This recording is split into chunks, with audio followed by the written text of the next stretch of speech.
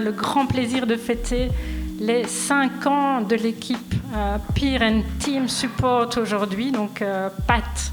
On fête aussi les 10 ans depuis l'engagement du premier père aidant au SMES. C'était en 2015. Le développement du pouvoir d'agir, la perspective de faire renaître l'espoir. On peut même jusqu'à dire qu'on peut difficilement s'inscrire dans une pratique de rétablissement sans les pères aidants. En début 2021. Et depuis, on a eu la chance de pouvoir accompagner 60 équipes à Bruxelles et en Wallonie, de différents secteurs, cité santé mentale, les assuétudes, la précarité, le logement, les violences conjugales et familiales, le travail du sexe, l'internement, le carcéral. Mesdames, c'est à vous. Voilà. Un contrôle de la COCOM, associé à un changement au sein de mon équipe, me pousse à revoir notre organisation.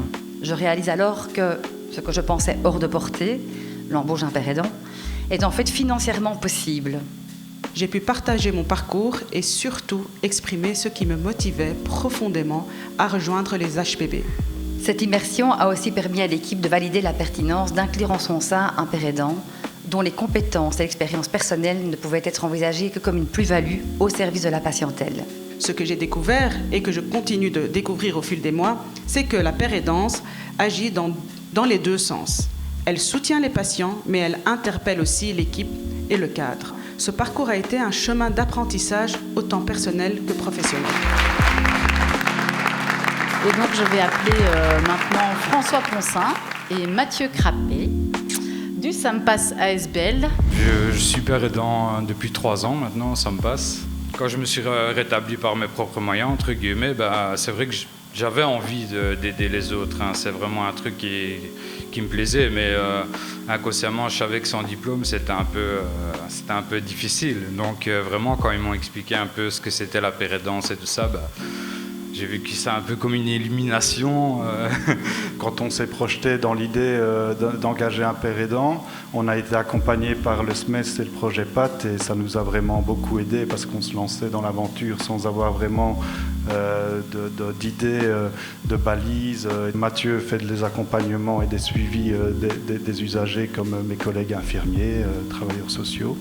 Et puis il amène en plus, avec son expertise du vécu, une dimension dans le lien qui est vraiment différente de ce que nous, en tant que professionnels, et ce qu'on a appris de manière un peu académique sur les bancs de l'école. La pérédance, elle est fortement connue en santé mentale, elle est connue dans la précarité, dans les assuétudes. Et nous avons aussi des ASBL dédiés au burn-out et vie. Ça a été une évidence que le père aidant faisait partie intégrante des professionnels qui allaient accueillir, accompagner, aider les personnes qu'on allait recevoir. Aline m'a proposé de commencer d'abord comme bénévole et puis être engagé. Le fait d'avoir été intégré dès le départ dans l'équipe, Aline avait suggéré l'intervention du PAT pour quand même structurer la manière dont le père aidant allait travailler dans l'équipe. Un rétablissement, on peut tous en avoir vécu un, mais vouloir le creuser, l'approfondir, le comprendre, et pour ensuite qu'il serve, c'est encore beaucoup plus compliqué d'après moi. On se reconnaît en fait entre consommateurs. Il y a quelque chose qui se joue même sans dire de mots. Le père aidant aide à ça, sans dire mot. Il y a une des thématiques qui revient quand même régulièrement, c'est la légitimité. J'ai le sentiment que quand on est à sa place, il n'y a personne qui va nous poser la question si on est à notre place. On invite tous les pères aidants